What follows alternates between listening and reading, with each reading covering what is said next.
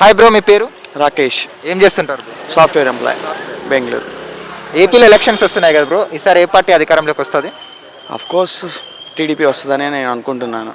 ఎందుకు టీడీపీ రావాలనుకుంటున్నారు? ఎందుకంటే జగన్మోహన్ రెడ్డి చేస్తున్న పరిపాలన చూస్తుంటే ఐటీ ఇండస్ట్రీని తోటికి ఇంత ఆంధ్రాలో ఏదైతే ఏమీ రాలా.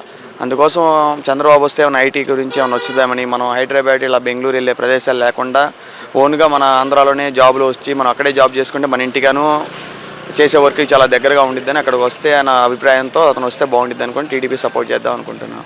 అయ్యాక టీడీపీ అని జనసేన కూటమిలో ఉంది కాబట్టి ఎక్కువ వచ్చే సీట్లు వచ్చే అవకాశం ఉంది కాబట్టి వస్తుంది అనుకుంటున్నాను.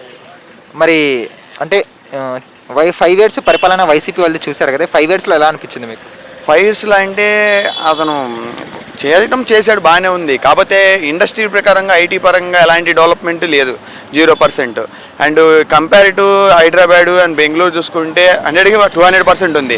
కానీ మినిమం 2% అయినా లేని ఆంధ్ర అలానే పడిపోతుంది. సో కింద అడుగునున్న ఆంధ్ర కిందనే ఉంచుతున్నారు, కానీ కనీసం 5-10% కూడా ఇంతటి 5 years లేపల. నెక్స్ట్ వచ్చే జనరేషన్ ఇంకా కింద పడిపోకుండా వస్తే గవర్నమెంట్ మారాలని, దానికోసం నెక్స్ట్ గవర్నమెంట్ కోసం ఒక అవకాశం ఇస్తే వాళ్ళు ఏమైనా ఇంప్రూవ్ చేస్తారని చూద్దామని టీడీపీకి ఒక ఇంప్రూవ్మెంట్ ఇద్దామని. టీడీపీ జనసేన సింగిల్గా పోటీ చేయొచ్చు కదా, పొత్తు పెట్టుకోవడం ఎందుకంటే జగన్మోహన్ రెడ్డి గారికి భయపడారు అనుకోవచ్చు వాళ్ళు.